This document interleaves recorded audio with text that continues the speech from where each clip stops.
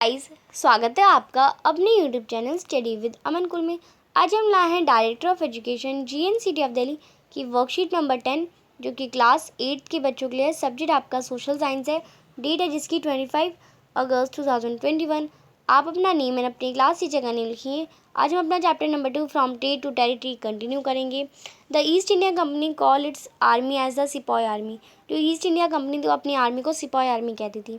From the Indian word sipahi, Indian word से लिया गया था। सिपाही को सिपाही बोलती थी वो। मीनिंग सोल्जर, यानी इसका मतलब क्या है, सिपाही।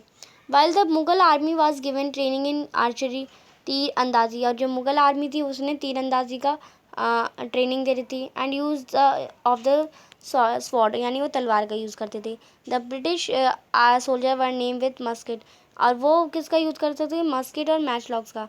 Heavy gun use by infantry soldier, यानी इन्फेंट्री सोल्जर्स के द्वारा एक हैवी गन जो यूज़ होती थी उसका नाम मस्किट था।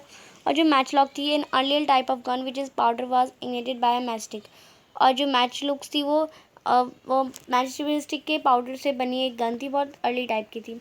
The major difference between these two armies, अब दोनों एक मुगल आर्मी और एक ब्रिटिश ईस्ट इंडिया कंपनी की आर्मी, उनमें क्या डिफरेंस है वो हम देख लेते हैं।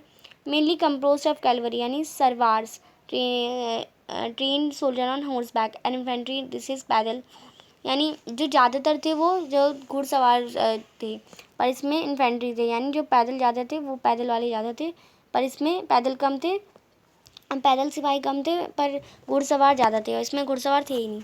मोर importance to cavalry than infantry, यानी कैलवरी यानी घुड़सवार को ज़्यादा इंपॉर्टेंस दी जाती थी, पैदल वालों को कम इंपॉर्टेंस दी जाती थी। इसमें इन्फेंट्री यानी पैदल वालों को ज़्यादा इंपॉर्टेंस दी जाती थी, कैलवरी को कम दी जाती थी। मेनली ट्रेंड इन आर्चरी, यानी ये इन्हें ज़्यादातर तीर अंदाजी और तलवार का ही युद्ध सिखाया गया। इन्हें गन फायर यानी सीधा बंदूक चलाने वाली mainly trend gun fire fight सिखाई थी। नॉन प्रोफेशनल आर्मी, मीन की कोई प्रोफेशनल आर्मी नहीं थी। ज़्यादातर पीसेंट्स थे, रूरल एरियाज़ के और ज़मींदार थे, और अगर कम पड़ जाए तो किसानों को भी ले लेते थे। पर इनमें से यूरोपियन स्टाइल की ट्रेनिंग दे रखी थी और सब प्रोफेशनल थे। In order to develop a uniform military culture, soldiers were increasingly subject to European style trainings, drill and discipline that regulated their life for more and before. Often this created problems since caste and community feelings were ignored. In building a force of professional soldiers, could individuals so easily give up their caste and religious feeling? Could they see themselves only a soldier as not as number of communities? This can be felt by the revolt of 1857. और जो कुछ सिपाही थे, जो Indian सिपाही थे, वो British East India company के लिए काम करते थे, क्योंकि तब के समय पे बेरोज़गारी बहुत थी, इसलिए वो वहाँ काम करते थे। पर उनका विद्रोह भी 1857 के जो रिवॉल्ट हुआ था वहाँ पे दिखाई दिया।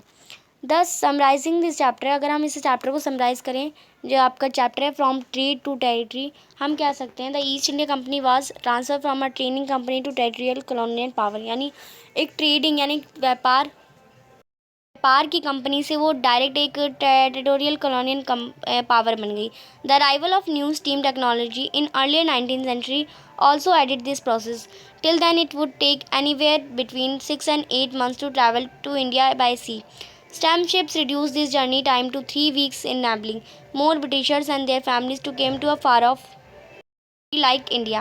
By 1857, the company named to exercise direct rule over about 60% of the territory, 78% of the population of Indian subcontinent, combined with its direct influence on the remaining territory and population of the country.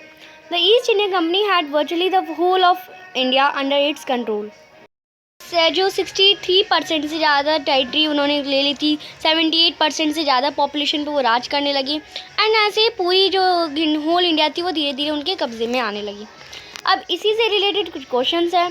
First question है, right any two difference between Mughal army and British East India Company army. तो आप यहाँ से आप कोई 4 difference लिख रखे हैं, कोई 2 डिफरेंस लिख लेंगे, ये 2 डिफरेंस लिख लेंगे। तो ये थी आप ये मुगल आर्मी और ब्रिटिश ईस्ट इंडिया कंपनी में आंसर नंबर 1 में कर लेंगे। क्वेश्चन नंबर 2 है, why were people of India work as soldier in British East India Company army.